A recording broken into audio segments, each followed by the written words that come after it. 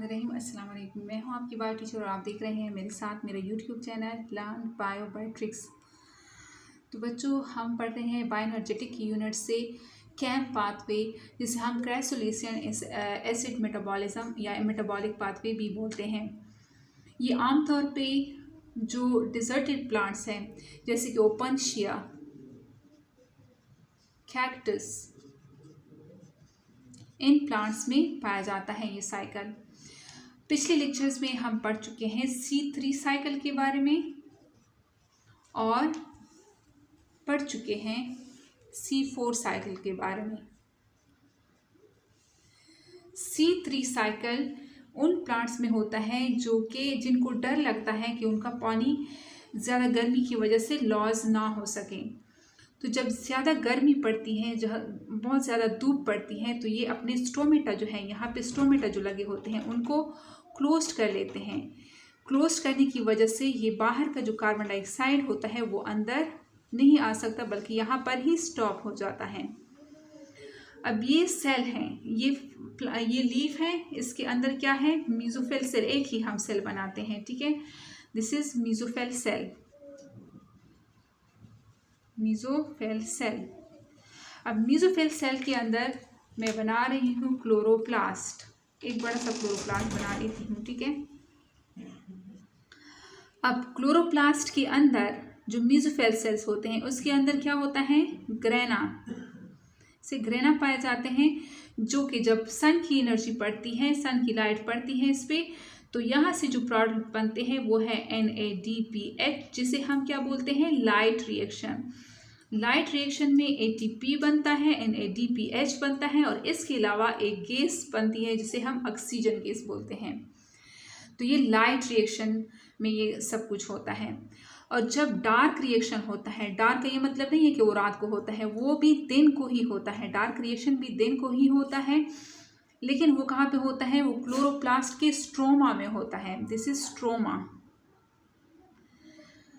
अब रात को जो दिन को जब स्ट्रोमा में डार्क रिएक्शन होता है, तो डार्क रिएक्शन लाइट रिएक्शन के प्रोडक्ट को यूज करता है। अब बाहर से जब स्टोमेटा बंद हो जाते हैं, कार्बन डाइऑक्साइड नहीं आता, तो स्ट्रोमा में मौजूद एक कंपाउंड जिसे रेबुलोज बिसफास्फेट बोला जाता है, रेबुलोज बिसफास्फेट बोला जाता है, जो कि 5 कार्बन का एक कंपाउंड होता है और 2 फास्फेट होते हैं इसके साथ। तो कार्बन डाइऑक्साइड के ना मिलने की वजह से यहाँ पे, क्योंकि यहाँ पे लाइट रिएक्शन तो होता रहता है, लाइट रिएक्शन होने की वजह से यहाँ पे ऑक्सीजन की मिकदार इस क्लोरोप्लास्ट में या इस सेल में बढ़ जाती है। इसकी ऑक्सीजन की कंसंट्रेशन इस सेल में बढ़ जाती है और कार्बन डाइऑक्साइड की मिकदार कम हो जाती है, क्योंकि कार्बन डाइऑक्साइड जस्ट इस सेल में माइटोकॉन्ड्रिया से तो बन रहा है, लेकिन इतना ज़्यादा नहीं, और बाहर से जो है वो नहीं आ सकता।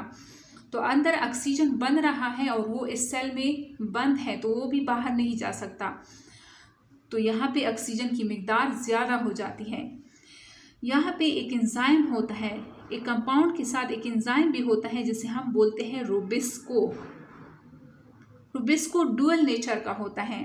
रुबिस्को को जब कार्बन डाइऑक्साइड की कंसंट्रेशन ज़्यादा मिलती है तो वो कार्बन डाइऑक्साइड को अटैच करता है रेबुलोज बिसफास्फेट के साथ, लेकिन जब उसको ऑक्सीजन की कंसंट्रेशन ज़्यादा मिलती है तो वो रेबुलोज बिसफास्फेट के साथ ऑक्सीजन को अटैच करता है। तो यहाँ पे चूंकि स्टोमेटा बंद है, स्टोमेटा बंद होने की वजह से यहाँ पे रेबुलोज बिसफास्फेट के साथ ऑक्सीजन अटैच करेगा रुबिस्को। तो 2 कंपाउंड हमारे पास बनेंगे, एक है फास्फोग्लाइसरेट PGA और एक ग्लाइकोलेट। ये 2 कंपाउंड हमारे पास बन गए।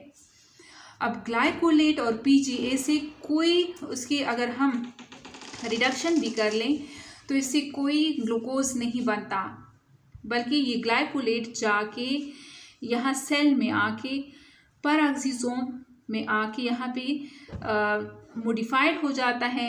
किस चीज़ में मॉडिफाइड हो जाता है, यहाँ पे ग्लाइकोलेट जो है यहाँ पे सीरीन बनाएगा, सीरीन जाएगा फिर यहाँ से यहाँ से जाएगा फिर माइटोकॉन्ड्रिया में, माइटोकॉन्ड्रिया से फिर ये जाएगा और मॉडिफाइड होके फिर से उसमें पराक्सीसोम में जाएगा, पराक्सीसोम से फिर जाके ये जाएगा क्लोरोप्लास्ट में और रिबोलोज बिसफास्फेट बनाएगा। मतलब यहाँ पे पिछले लेक्चर्स में मैं पढ़ा चुकी हूँ इस प्रोसेस को, जिसे हम फोटो रेस्पिरेशन बोलते हैं। मतलब यहाँ पे कोई ग्लूकोज नहीं बनता, बल्कि यहाँ पे एनर्जी ज़ाया हो जाती है। इसके अलावा कार्बन डाइऑक्साइड भी हमारा ज़ाया हो जाता है। ऑलरेडी इस सेल के पास कार्बन डाइऑक्साइड की मिकदार कम है। फिर जब फोटो रेस्पिरेशन होता है तो उससे भी कार्बन डाइऑक्साइड हमारा ज़ाया हो जाता है। तो ये एक वेस्टफुल प्रोडक्ट है, वेस्टफुल पाथवे है जो कि C3 साइकिल में होता है, C3 प्लांट्स में होता है। और अगर ऑक्सीजन ये तब होता है जब स्टोमेटा बंद हो, जब बहुत ज़्यादा गर्मी हो तब होता है। और इससे जब इसकी प्रोडक्शन यानी ग्लूकोज की प्रोडक्शन नहीं होती या कम होती है तो प्लांट क्या हो जाते हैं, वीक हो जाते हैं। अब हम बात करते हैं C4 साइकिल की। C4 साइकिल में वो प्लांट शामिल है जिसने अपने अंदर मॉडिफिकेशन की है। क्या मॉडिफाइड किया है? ये लिया हमने एक सेल, ये हमने लिया एक पत्ता, ये हमने एक पत्ता लिया। पत्ते को अगर हम दरमियान में से काट लें और इसका ये पोर्शन हम ऐसे अपने सामने रखें और देखें कि इसके अंदर क्या होता है, तो इसको हम इस तरह ड्रा करेंगे।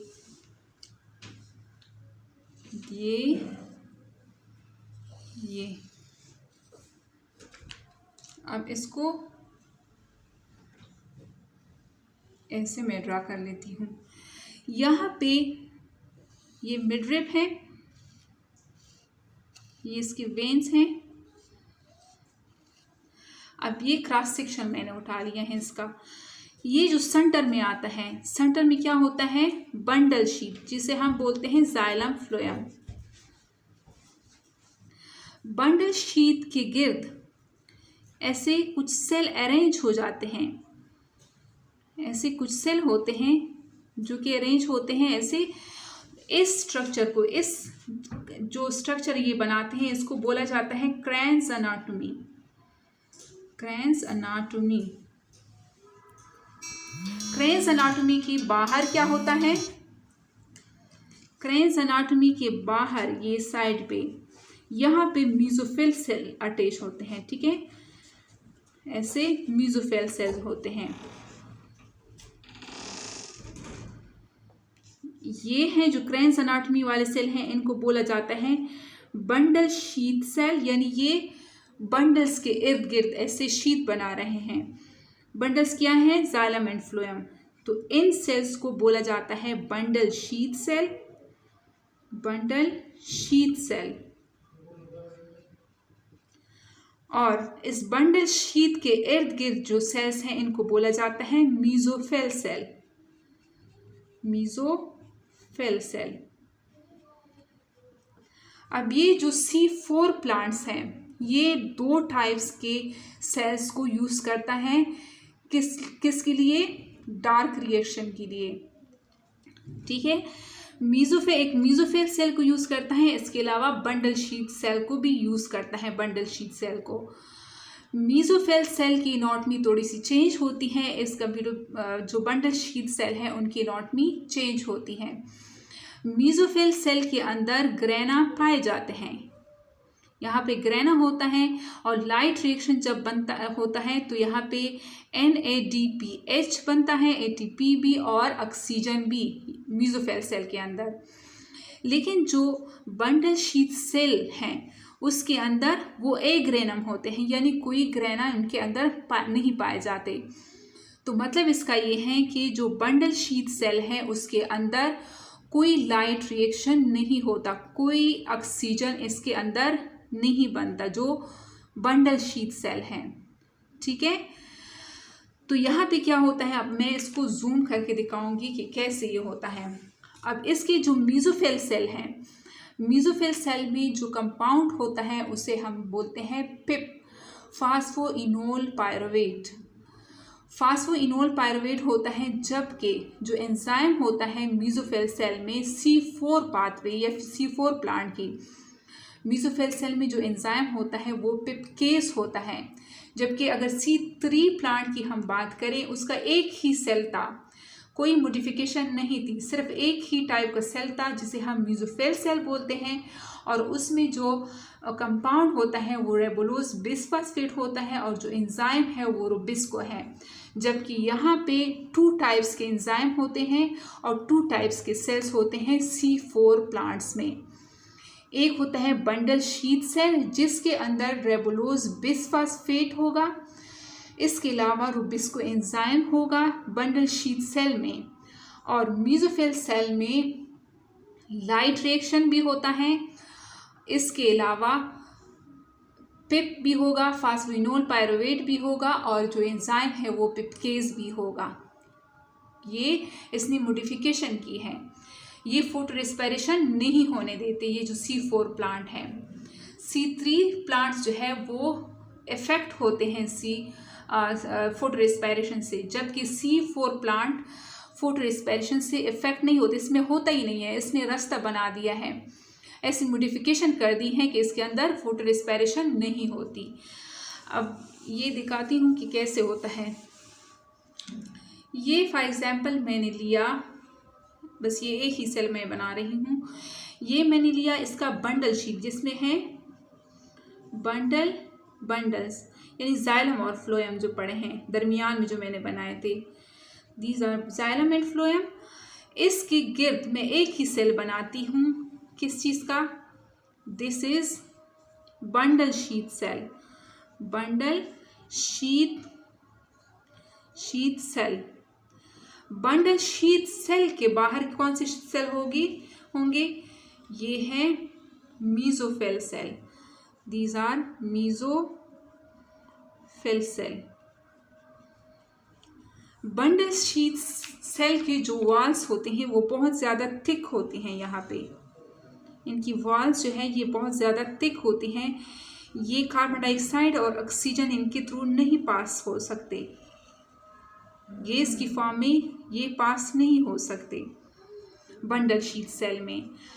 अब ये मीसोफिल सेल है, मीसोफिल सेल के अंदर क्या होता है, ग्रेनम भी होंगे, लाइट रिएक्शन भी होगा, लाइट रिएक्शन के प्रोडक्ट भी बनेंगे, लाइट रिएक्शन भी होगा और इसके प्रोडक्ट NADPH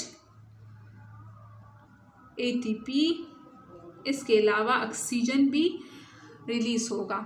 जबकि ये जो बंडल शीथ सेल है ये एग्रेनम होते हैं, कोई लाइट रिएक्शन यहाँ पे नहीं होता। जब लाइट रिएक्शन ही नहीं होता यानी फोटोलिसिस ऑफ वाटर यहाँ पे नहीं होती, जब फोटोलिसिस ऑफ वाटर यहाँ पे नहीं होगी तो ऑक्सीजन भी यहाँ पे नहीं बनेगा, ठीक है। तो ये क्या है, ये इसने एक रास्ता बना लिया है ताकि ये ऑक्सीजन से बच सके, ये जो C4 प्लांट्स हैं। अब ये फॉर एग्जांपल ये क्लोरोप्लास्ट है, ये क्लोरोप्लास्ट है मीसोफिल सेल का, ये मीसोफिल सेल है लेकिन मैं इसको लेती हूँ, ये क्लोरोप्लास्ट है, ये बंडल शीथ सेल का क्लोरोप्लास्ट है, ठीक है। ये बंडल शीथ सेल है लेकिन मैं बनाने की ज़रूरत नहीं है, बस ये मैं क्लोरोप्लास्ट ले रही हूँ बंडल शीथ सेल का, और ये मीसोफिल सेल का मैं क्लोरोप्लास्ट ले रही हूँ। अब यहाँ से जब ये लीफ है, यहाँ से जब स्टोमेटा ओपन होता है तो कार्बन डाइऑक्साइड जब बाहर से आता है या कार्बन डाइऑक्साइड इसके अंदर जो मौजूद होता है वो तो मीसोफिल सेल में अंदर आ जाता है, यानी CO2 आ जाता है यहाँ पे। तो CO2 के लिए एक जो कंपाउंड होता है वो पिप होता है, phosphoenol pyruvate.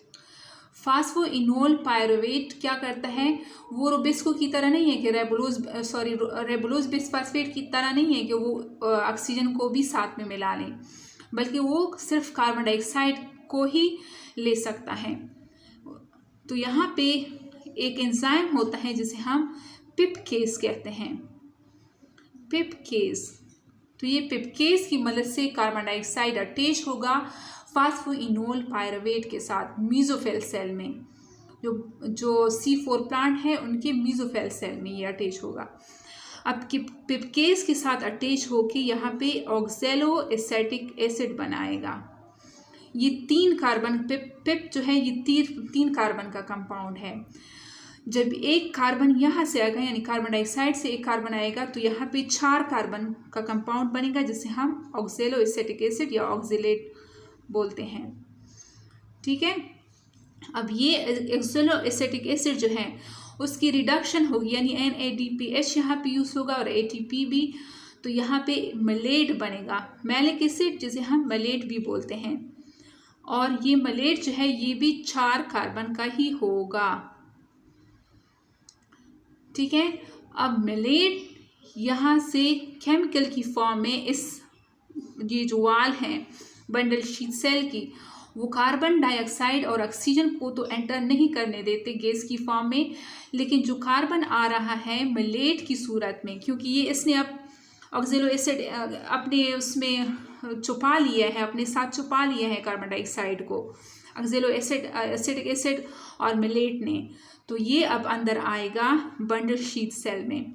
Bundle sheath cell में जब ये अंदर आएगा तो यहाँ पे ये कार्बन डाइऑक्साइड रिलीज कर देगा, जैसे इसने अपने साथ ये कार्बन डाइऑक्साइड को छुपा के यहाँ पे ले आया है, कार्बन डाइऑक्साइड को यहाँ पे छोड़ देगा और मिलेट फिर से 3 कार्बन कंपाउंड बनेगा जिसे हम पायरोवेट या पायरोइक एसिड बोलते हैं। पायरोइक एसिड ये 3 कार्बन कंपाउंड है, 1 2 3। ये फिर आगे जाएगा, इस बंडल शीट सेल से बाहर जाएगा मीसोफिल सेल में और फिर पिप यानी फास्फोइनोल पायरुवेट जो कि 3 कार्बन का है वो बना लेगा और यहाँ पर भी एक ATP यूज़ होगा ADP के फॉर्म में। फिर ये ADP जाके लाइट रिएक्शन में फिर चार्ज होके फिर ATP बना लेंगे। तो यहाँ पे जो कार्बन डाइऑक्साइड आ गया है बंडल शीट सेल में, कौन लेके आया है?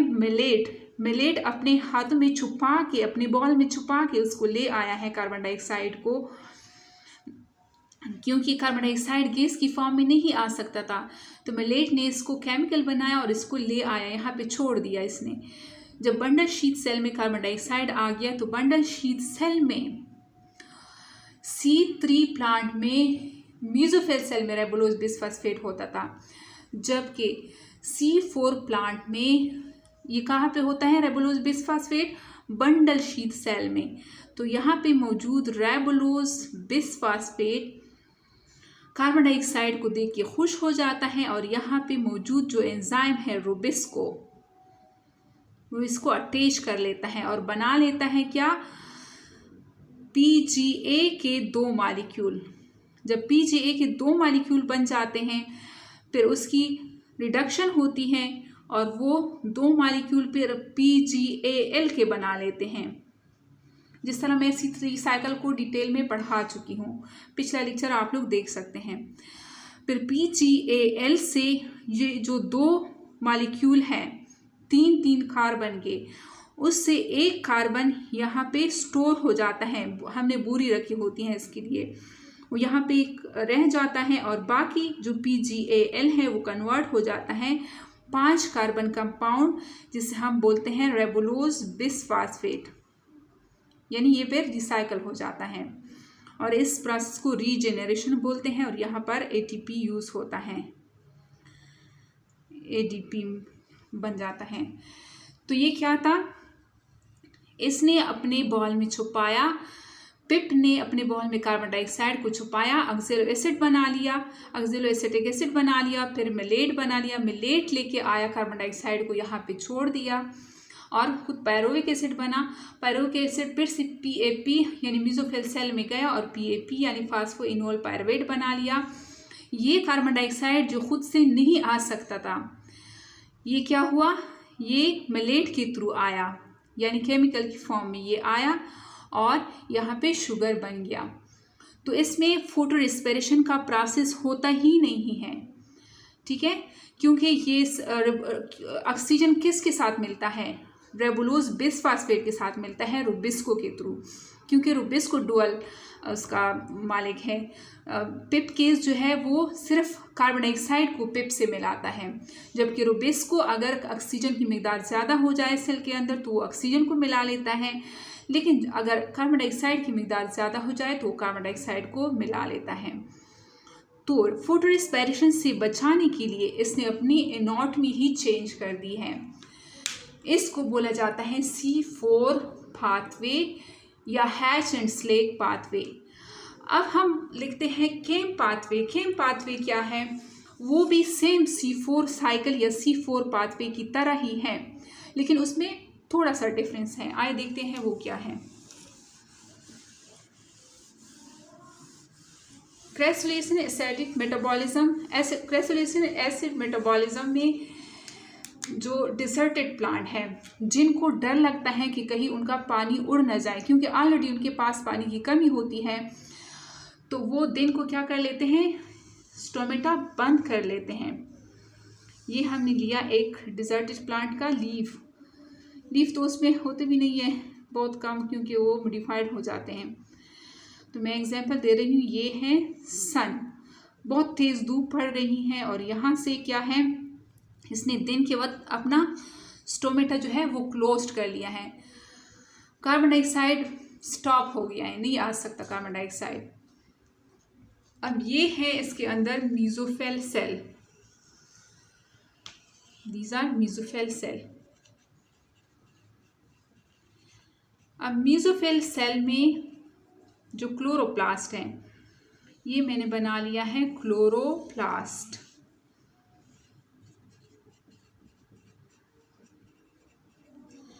अब रात को, दिन को तो इसने अपना वो जो स्टोमेटा है उसको क्लोज कर लिया, बंद कर दिया, लेकिन रात को इसने अपना स्टोमेटा खोल दिया। तो रात को ये कार्बन डाइऑक्साइड आएगा, यहाँ से रात को आएगा, यहाँ पे पिप के साथ मिलेगा, PEP फास्फो। इसमें दोनों जो होते हैं, यानी पिप और रेबुलोज बिसफास्फेट, वो एक ही सेल में होते हैं, मीसोफिल सेल में। जबकि C4 पाथवे में उसके लिए अलग अलग जगह होती हैं, यानी एक पिप जो होता है वो मीसोफिल सेल में होता है और रेबुलोज बिसफास्फेट जो होता है वो बंडल शीथ सेल में होता है। जबकि C3 पाथवे में पिप होता ही नहीं है, रेबुलोज बिसफास्फेट ही होता है। ठीक है, यहाँ पे जब कार्बन डाइऑक्साइड रात को जब ये स्टोमेटा खुल जाते हैं, क्योंकि अब धूप नहीं है, इसको डर नहीं है कि कहीं इसका पानी उड़ जाए, जब स्टोमेटा ओपन हुआ तो यहाँ से कार्बन डाइऑक्साइड एंटर कर जाता है। कार्बन डाइऑक्साइड जब एंटर करता है तो वो पिप के साथ, पिप केस की वजह से, यानी पिप केस के एंजाइम की वजह से बाइंड कर जाता है। जब ये बाइंड करता है तो यहाँ पे ऑक्जेलो एसिटिक एसिड बनाता है, OAA। OAA एक 4 कार्बन कंपाउंड है, इसमें 4 कार्बन होते हैं। एक बात और, C4 पाथवे या C4 साइकिल उसको इसलिए कहा जाता है वो, क्योंकि उसका जो पहले प्रोडक्ट बनता है, स्टेबल प्रोडक्ट बनता है, वो 4 कार्बन का बनता है, इसलिए उसे हैच एंड स्लेग पाथवे भी बोला जाता है और C4 साइकिल भी बोला जाता है। जबकि C3 प्लांट में जो पहला स्टेबल प्रोडक्ट बनता है वो जिसे हम PGA फास्फोग्लाइसरेट या फास्फोग्लाइसरिक एसिड कहते हैं, वो 3 कार्बन का होता है, इसलिए उसे C3 साइकिल बोलते हैं। ठीक है, और जब यहाँ पे केम पाथवे पे हम आते हैं तो यहाँ पे कार्बन डाइऑक्साइड आया रात के वक्त, पिप ने इसको पकड़ लिया पिप केस की मदद से और ऑक्जेलो एसिटिक एसिड बना लिया। ऑक्जेलो एसिटिक एसिड की यहाँ पे क्या हुई, यहाँ पे मेलेट बना लिया ऑक्जेलो एसिटिक एसिड ने। अब ये मेलेट गया यहाँ पे स्टोर हुआ रात को ये स्टोर हुआ किस चीज़ में, वैक्यूल में ये स्टोर हुआ मेलेट। अब जब दिन का वक्त आया, यानी फिर से सन निकला, तो यहाँ पे इस क्लोरोप्लास्ट के अंदर ये भी तो मौजूद है ना, ग्रेना, तो लाइट रिएक्शन शुरू हुआ, NADPH बना, ATP बना, इसके अलावा ऑक्सीजन भी। तो यहाँ पे जो वैक्यूल में मेलेट स्टोर था, उसने क्या किया, वो उसने अंगड़ाई ली और यहाँ से बाहर निकल आया। यानी यहाँ से मैं यहाँ पे बना लेती हूँ ताकि कोई कंफ्यूजन आप लोगों को ना हो। ये जो मैलेट है, ये दिस इज मैलेट, MALAT। ये मैलेट गया इस वैक्यूल में, मैलेट, ठीक है। अब जब सन आया, निकला, और ये सन के साथ ही लाइट रिएक्शन शुरू हुआ। लाइट रिएक्शन ने ये प्रोडक्ट बनाए, NADPH, ATP और ऑक्सीजन। अब मैलेट ने अंगड़ाई ली और ये उठा। जब उठा तो इसने क्या किया, अपने बिस्तर से उठा। वैक्यूल से जब ये बाहर निकला तो इसने क्या किया, कार्बन डाइऑक्साइड को यहाँ पे छोड़ दिया। कार्बन डाइऑक्साइड को इसने यहाँ पे छोड़ दिया और खुद चला गया। 3 कार्बन कंपाउंड बनाए जिसे हम पायरुवेट बोलते हैं या पायरुविक एसिड। पायरुविक एसिड मजीद गया पिप के पास, फिर से पिप बना लिया, फास्फोइनोल पायरुवेट बना लिया, ठीक है।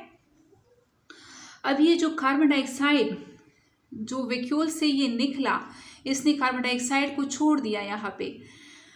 तो इसके लिए इसी मेसोफिल सेल में रेबुलोज बिसफास्फेट होता है।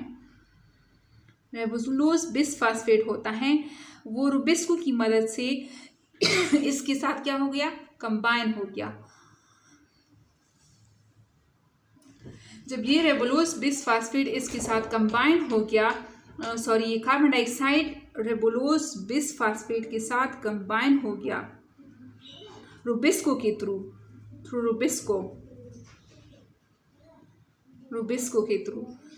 तो अब इसने बनाया PGA के 2 मॉलिक्यूल। PGA क्या हो गया, रिड्यूस हो गया 2PGAL में, यानी C3 साइकिल चल रहा है अब यहाँ पे PGAL में। फिर उससे क्या बनेगा, PGAL ने बना लिया यहाँ पे ग्लूकोज, और ये साइकिल चला कितनी दफ़ा, 6 दफ़ा।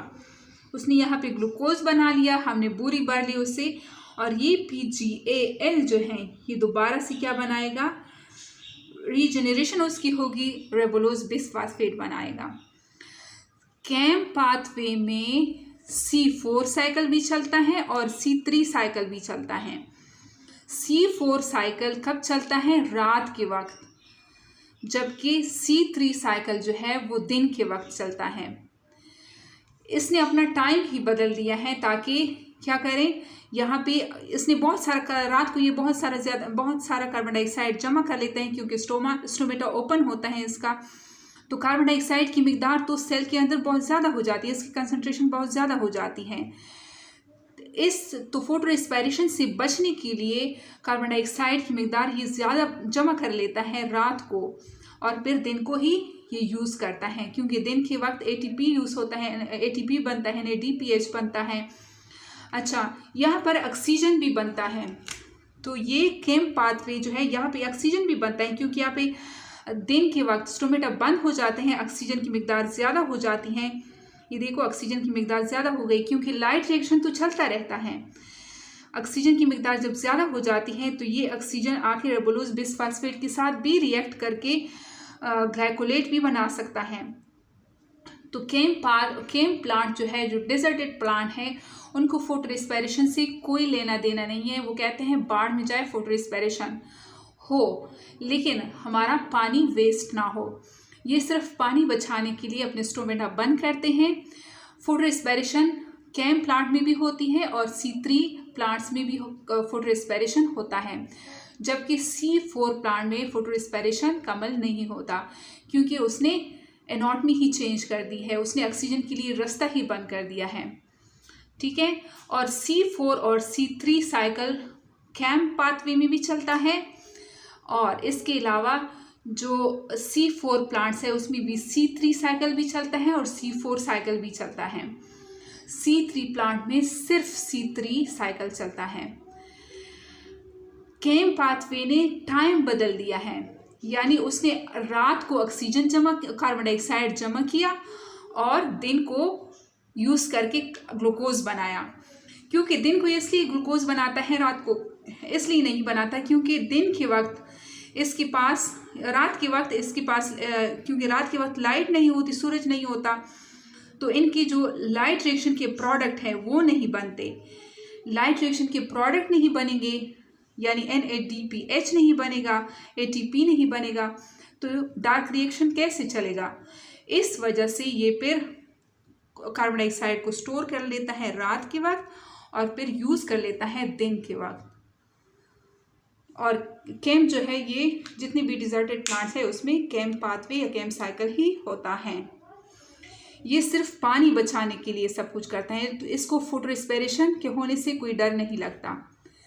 जबकि C3 साइकिल जो है वो जब पानी बचाता है तो बेचारा उसमें फूड रेस्पिरेशन हो जाती है, जब पानी नहीं बचाता तो फूड रेस्पिरेशन नहीं होती, वो बहुत ज़्यादा मुतासर होता है। जबकि C4 प्लांट्स जो है वो इफ़ेक्ट नहीं होते किसी से फूड रेस्पिरेशन से। उम्मीद करती हूँ आप लोग को समझ में आ गया होगा। मिलते हैं नेक्स्ट लेक्चर में। अल्लाह हाफिज़।